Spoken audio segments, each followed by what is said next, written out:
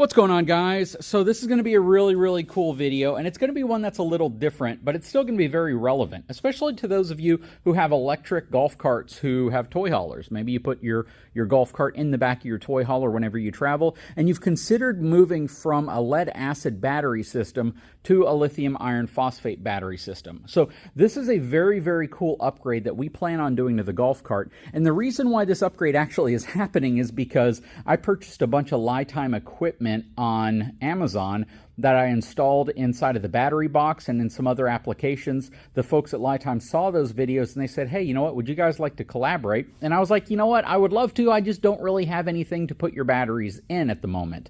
So they said, well, do you have a golf cart? I said, I sure do. And they said, did you know that we make a battery replacement for a golf cart that will reduce the weight significantly, increase your overall ability to use your golf cart because it's going to give you much longer run time, and it's going to upgrade you to lithium? And I was like, heck yeah, that's a really cool collaboration. So we have the golf cart in here, we have the battery, and we have the charger above it. Let's get this thing installed. Hang tight, I'll be right back.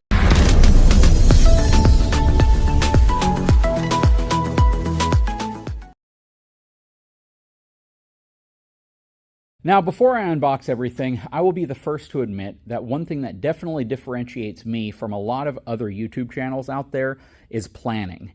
And not in a good way. I do not pre-plan very much. I basically say, hey, let's do it. Let's see what challenges we run into while we're doing it, and let's get it done. I typically don't even open the boxes and read the instructions until I'm stuck at a point to where I feel like I have to. I am very stubborn about how I install things, and I kind of show you how I install things the way that I install it and the challenges that I'm going through while installing things. So, that said, I have not opened these boxes, as you can see. I have not even tried to figure out how I'm going to wire it into the golf cart. So I hope this is a lot easier than I'm thinking, or at least as easy as I think. So we're going to try to, again, get all this installed in real time. It's one of those things to where I'm, again, trying to tackle this without pre-planning this ahead of time and kind of, you know, going over all the things I should probably go over. So you're going to kind of learn how I'm doing this at the same time I am. So step one is to show you what we have in here. So we have six 6-volt golf cart batteries. Now, these are 2GC 110. These are big, heavy batteries. And these are ran in series, which means we have negative to positive, positive to negative. And you can see we have a positive connection right here going to the negative connection here. Again, 6 volts, you multiply 6 times 6, you have 36 volts. But what does not happen is your capacity does not increase. So what we've done is we've increased voltage, but we have not increased capacity. So with these batteries, I don't know the exact specs off the top of my head because I've never really looked into them. These are made by Continental, so they're good quality batteries. So these batteries are Continental 2GC 110 golf batteries. These are Group 24 batteries, and they offer 185 amp hours. And because we're running these in series, we have a total amp hourage of 210 amp hours. We're actually going to be replacing these again with one battery, and it's going to give us nearly the same capacity, and that's primarily because of the ability for a lithium battery to be able to maintain its full voltage all the way down to nearly 0. So with these, once you hit about that halfway point, you're going to see a noticeable decrease in power, and very likely it's not going to move very well. So these batteries don't last nearly as long, they don't charge as well when they're fully charged, they don't last as long, and even when you do fully charge them, they may not actually charge to 100% simply because of the nature of lead acid. So we're going to get these removed. We're going to unbox the LiTime battery, and we're going to see what it looks like. Okay, so the battery that we'll be installing is going to be this LiTime lithium iron phosphate battery, 38.4 volt, 60 amp hour golf cart battery. We could probably easily fit 2 of these in here if we wanted. We might end up doing that just to double capacity, but even at 60 amp hours, less power than the batteries that are in there, we're reducing the weight so much that we should probably get a longer runtime out of this one battery versus the 6 that are currently in there. But once we get everything installed and we're able to test it, that's really going to be where everything comes into play. If we need to add a second one, we'll add a second one because that'll give us even more capacity. We can essentially double that capacity if we run them in parallel while maintaining the same voltage. So this is something that's going to be really interesting. Down here we have the charging system. So this is essentially what you will use to charge this battery. And this is also, again, from LiTime. So they provided both the battery and the charger for review and evaluation in this video. So again, we just got to remove the batteries that are in there and replace them with this new single huge battery. Okay, so we have everything turned off. First thing we're going to do is go ahead and disconnect the battery so we can get all of these batteries removed.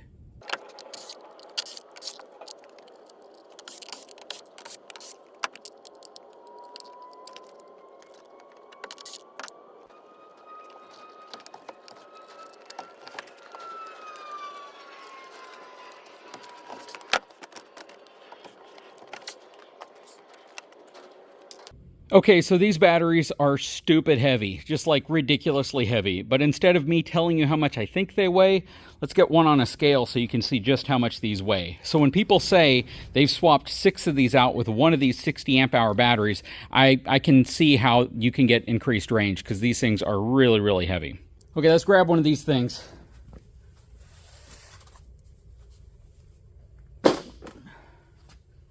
So we're at 53 pounds per battery, which means we're at 100 pounds, 106 pounds for every 2 of them. Yeah, we're at nearly 320 pounds for 6 of them. So this is going to be a pretty dang good upgrade, mainly because we're reducing so much weight as well. We're reducing the weight of 2 people or more by simply taking these batteries out. The battery we're throwing in weighs under 40 pounds. That's pretty crazy. Okay, so what I'm doing now is I'm actually taking an old mud flap. It's actually one of the ones I removed from my Ford F450, and I'm going to cut it out. It'll act as kind of a vapor barrier, moisture barrier to the piece of wood that the battery will be resting on to be able to support it. And this will just protect anything from like splashing up or hitting it from the bottom. So I'm going to cut it out. It's 10 inches by 20 3/4 inches. I'm going to cut it on top of the piece of wood so it all fits together real well. And then I'll throw some sealant into these areas right here just to prevent water from getting into those spots as well. Okay, so we have the piece of plastic down. I put some sealant along with Gorilla Tape over the holes. It is a perfect fit here. And then this piece will rest right on top of it like that, and this is where the battery's going to go. I'll probably cut another one just to seal up this hole, even though it's not necessarily needed. It'll help prevent some debris and stuff from getting into this space. But for the sake of this video, we're going to go ahead and just do this one. We'll mount the battery right here, and we should be able to make our connections. Now, what I don't know is how I plan on monitoring it. I might put a shunt in place just to give me that access, plus possibly a fuse or a breaker as well, just so I have the ability to quickly disconnect power to it, or to have a breaker go off if there's some type of a surge or miscalculation of power. So let's see how the battery fits into this spot. Now, I'll tell you, that is a very, very convenient battery to put in place because it takes up such little space. I could easily fit a second battery right here if I want and double the capacity, but it's going to be really interesting to see what type of capacity I get out of this battery considering it's 60 amp hours. So it's replacing roughly 200 plus amp hours of batteries, which in reality you can only use a fraction of because they're lead acid batteries and they're very inefficient. So the goal here is that we're going to go ahead and create kind of a cradle around this just to hold it in place. We don't have to worry about it sliding around. Then we'll put a strap around the top of it, and that'll just keep it from, of course, bouncing or jostling out of place, because we sure know when you go over the property out here, things bounce around a lot. So let's get that done, and then we'll figure out what we're going to do from a wiring perspective. Okay, so I have some blocks on this side. I have a big block on the back side right here. It is in place and it is not moving. I need to put a strap around it though, just to make sure that it doesn't have the ability to flop out of place. But this is essentially where it's going to live. And again, I have literally just shaved 260 pounds or more, actually closer to 280 pounds off of the battery system just by upgrading to this one battery. Even though it has less capacity than the other 6 batteries, I could easily add a second one if I need to. But the weight alone is going to be a significant improvement in terms of performance on how far this can go, because it doesn't have to move nearly as much weight whenever we have people on this. So again, it's going to be really interesting to see how the performance of this works. Again, especially considering the fact that we can run this thing down to pretty much absolute zero, near absolute zero, of course, before we lose our ability to use the golf cart. And that's something that's going to be really, really nice. You only get maybe about 50 to 40% of a full battery that's normally in here, lead acid battery. So the chemistry here really, really makes this a lot better. And I'm really excited to see how this is going to work. At this point, let's figure out how we're going to wire it. So I will likely add a shunt to this. One feature that would be nice is Bluetooth connectivity and, you know, just the ability to monitor the state of charge.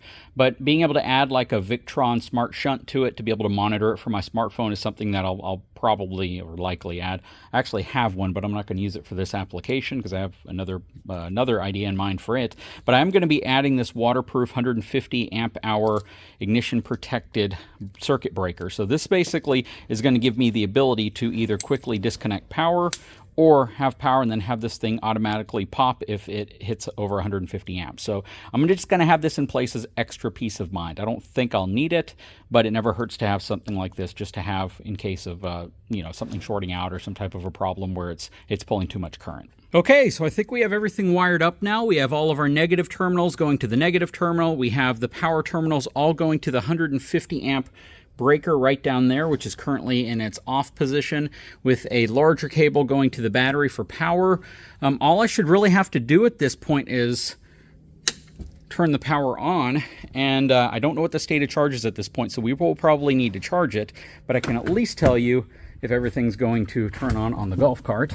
There's a battery monitor that was wired in here. Don't know how compatible it's going to be with the battery that's in there, but let's see what's going on here. Wow, it says it's fully charged, and the golf cart is working. That is really cool. So what we're going to do next is we're going to charge this thing up completely and just see how it performs. I love seeing a fully charged battery signal up there. I'll tell you, with those old batteries, you never got that. Well, they went up there, but it only stayed up there for maybe 10 minutes before it started dropping down. So these batteries were actually brand new when we got the golf cart. They were just installed, and it's been about 2 years, and these batteries just don't perform very well anymore. And we're going to definitely put this LiTime battery to the test. So one final thing I want to check before we get everything strapped down. Headlights are working. One thing I love about LED lights, specific ones, they usually have a really broad range of voltage that they can operate in. It's usually like 10 to 48 volts. So being able to hook them up to a 36 volt battery system shouldn't be any problem at all. They're working. Everything's wired in well. Let's get the battery strapped down. Okay, so really the last step was to make sure that I had the LiTime lithium battery charger in place. So we have it connected now. It's got a bunch of smart technology built into it to make sure it's charging it properly, and safety also built into it to make sure that there's no problems if something were to happen. Here's the plug right here. I don't exactly know how I want to position this plug. If I just want to zip tie it to something and then prop the seat open. I'm wondering if I might have clearance without crushing the cable if it comes off the side here, but it doesn't seem like I'm going to. It seems like it's going to be really close because these have to go down into these grooves. You know, I may kind of hang it out the end, possibly take out the old charging system and replace that with the new one. But this is definitely something I can disconnect, and that's kind of a mistake that I made here. So I need to disconnect these two cables from over here because I don't need this charging the battery anymore.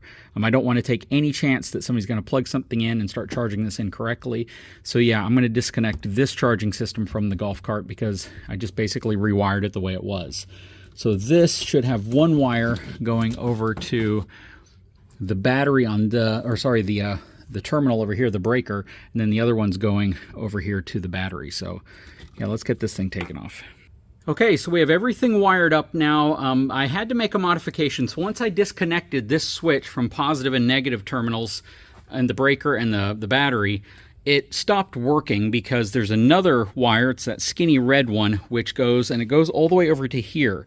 Now I looked it up and it says it's for a reed switch. I'm not exactly sure what the function of that is, but when I looked at the diagram, it showed that it was paired to the same wire that actually feeds from the battery. So both the white wire and the red wire are connected to the positive terminal, which one connects to the battery and one connects to the switch, which means this is essentially an always on 36 volt connection. So I just went ahead and wired it directly to the breaker down here. Maybe someone who has done more work on these things than I have can give me a better idea of exactly what that wire is for. That said, That plug is completely disconnected. I'm not going to remove it. You know, if I ever sell the thing and I want to pull this out or I want to make modifications to it, who knows, we may end up at some point needing to go back to a traditional lead acid battery. I can't think of any scenario where that is going to be the case, but just in case, I'll leave the plug there. It's not hurting anything. I'm going to tape off the wire, zip tie everything, clean it up, and then we should be able to wrap the project up and I can take the golf cart out. So let's go ahead and get that done. Okay, so we are done. This is what I call a 50% job, which means it's 50% easier than I thought it would be. This is actually quite a bit easier than I thought. You know, there was really no crazy challenge here other than figuring out how that was wired, which was a pretty simple process thanks to Google. We have the battery strapped down as well as bungee cord down. All the wires are connected properly and routed properly. Again, I'll probably build a little hatch to cover the back area. But as you can see, the frame is pretty dang open and exposed here, so I don't know how important that's going to be. I don't go mudding in this thing. It's pretty much just to move around the property. And if it's soaking wet outside, I still take it. But again, I don't think that we're going to have any issue with this. Everything is nice, covered and concealed. And quite frankly, it looks really good in here. And we reduced 260 pounds of weight from this golf cart.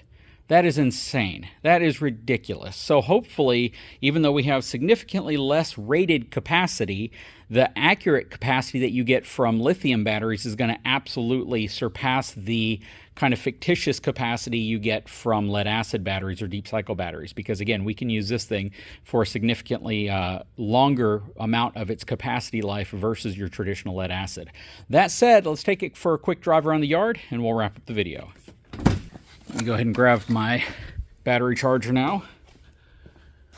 Go ahead and put that on board so I don't forget about it. And we're going to take this golf cart for a spin, and then we'll probably charge the battery up. Again, I'm likely to throw a smart shunt on here just so I can connect to it wirelessly and see what the state of charge is on the battery. And hopefully that will give me the information I need so I can make sure that this thing is topped up all the time. But the key here is that you want to be sure you at least top it up within a 3-month period of it being charged, because batteries, lithium even drops down a small amount every month you don't use it. And you never want one of these batteries to get to zero for a long period of time, because you can kill the cells, and that's never good for a battery, regardless of it being a super premium high-end battery or a relatively affordable battery. This battery on sale is like $600. Off sale, it's like $1,000. But honestly, for what you get, the weight, I'm really, really psyched to see how well the golf cart's going to perform with that battery in it. So let's see what happens. Okay, let's take this thing out for a spin. Shows that we have a full charge on the battery. I don't know how accurate that is, but whenever we add a shunt, I'll be able to know the exact state of charge. But this is pretty cool.